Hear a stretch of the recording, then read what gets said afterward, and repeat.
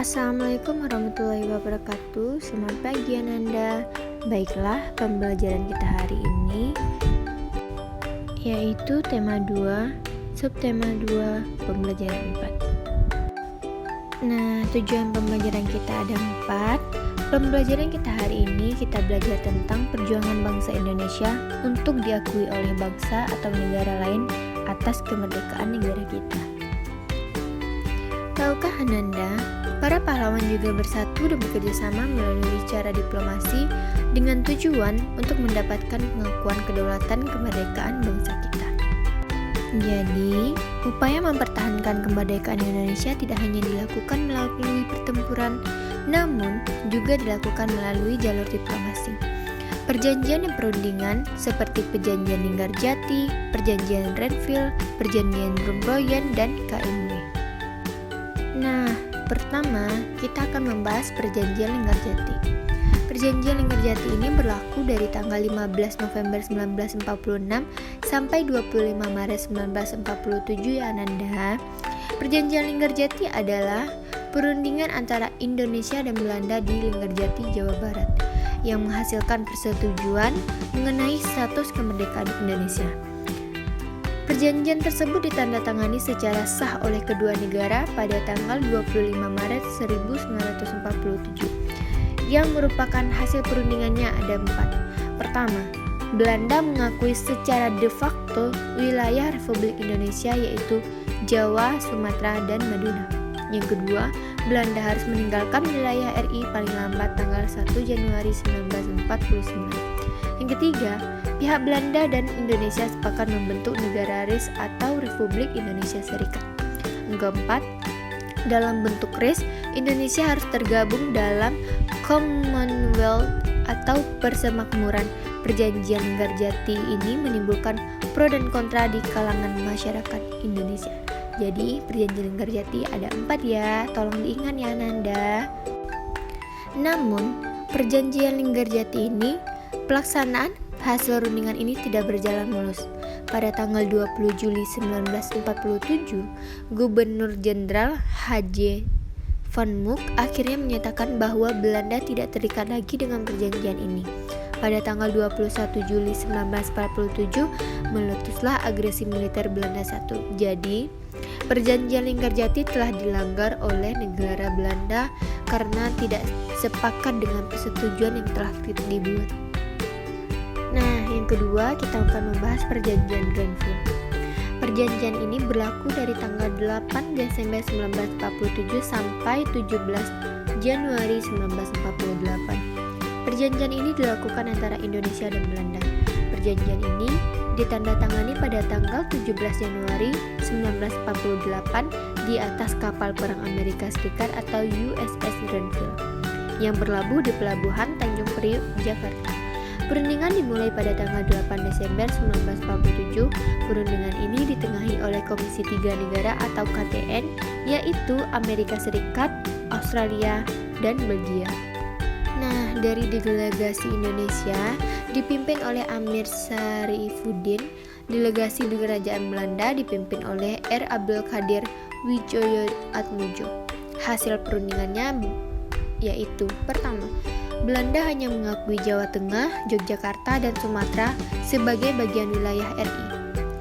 Yang kedua, disetujuinya sebuah garis yang memisahkan wilayah Indonesia dan daerah kependudukan Belanda. Yang ketiga, TNI harus tarik mundur dari daerah-daerah kantongnya di wilayah pendudukan di Jawa Barat dan Timur. Nah, perjanjian selanjutnya kita akan membahas Perjanjian Rumroyen, yaitu perjanjian ini dimulai pada tanggal 14 April 1949 dan ditandatangani pada tanggal 7 Mei 1949 di Hotel Indes, Jakarta. Nama perjanjian ini diambil dari kedua pemimpin delegasi, yaitu dari Muhammad Rumend dan Herman van Rompuy. Tujuan perjanjian ini adalah untuk menyelesaikan beberapa masalah mengenai kemerdekaan Indonesia sebelum KMB di Den Haag ya Nanda. Hasil dari Perjanjian Rumroyen ada 3, yaitu pertama, Angkatan Bersenjata Indonesia akan menghentikan semua aktivitas gerilya. Pemerintah RI akan menghadiri KMB. Yang kedua, pemerintah RI dikembalikan ke Yogyakarta. Yang ketiga, Angkatan Bersenjata Belanda akan menghentikan semua operasi militer dan membebaskan semua tawanan perang. Sedangkan pihak delegasi pemerintah Belanda saat itu menyatakan kesediaannya untuk yang pertama, menyetujui kembalinya pemerintahan Indonesia ke Yogyakarta. Yang kedua, menjamin penghentian gerakan-gerakan militer dan membebaskan semua tahanan politik. Yang ketiga, tidak akan mendirikan atau mengakui negara-negara yang ada di daerah yang dikuasai oleh RI sebelum 19 Desember 1949 dan tidak akan meluaskan negara atau daerah dengan merugikan republik.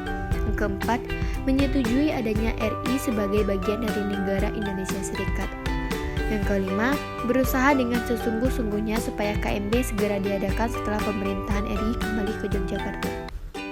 Nah, dengan perbedaan itu pada tanggal 22 Juni, sebuah pertemuan lain diadakan dan menghasilkan keputusan yang pertama, kedaulatan akan diserahkan kepada Indonesia secara utuh dan tanpa syarat sesuai perjanjian Revel pada 8 Desember 1947.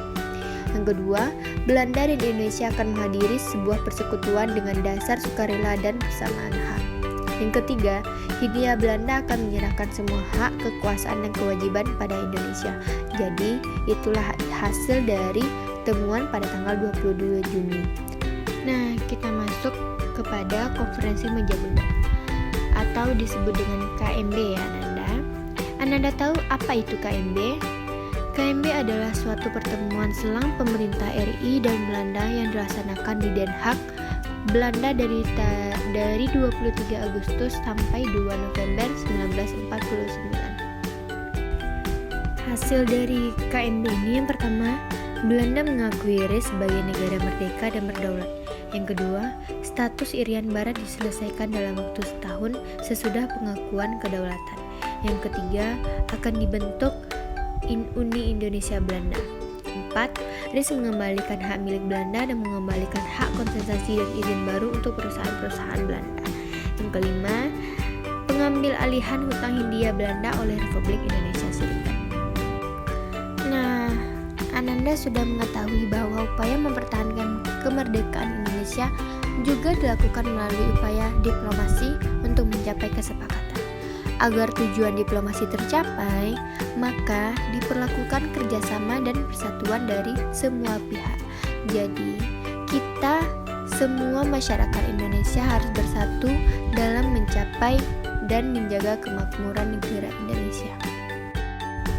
Nah, untuk memahami tentang perjanjian dan perundingan yang dilakukan bangsa Indonesia, Ananda bisa membuat peta pikiran dari masing-masing perjanjian yang ada. Contohnya, apakah dari perjanjian Linggarjati dan mengapa perjanjian Linggarjati sampai terjadi dan siapa yang memerankan atau perwakilan dari Indonesia kepada perjanjian Linggarjati dan bagaimana kejadian peristiwa tersebut dan kapan terjadinya perjanjian tersebut dan di mana. Ananda bisa tulis di buku catatan sesuai dengan perjanjian masing-masing ya. Baiklah Ananda Ibu, sampai di situ pembelajaran kita hari ini. Kita tutup dengan membaca doa dan jangan lupa mengerjakan tugasnya di rumah ya. Sampai ketemu lagi dengan pembelajaran selanjutnya. Assalamualaikum warahmatullahi wabarakatuh. Dadah.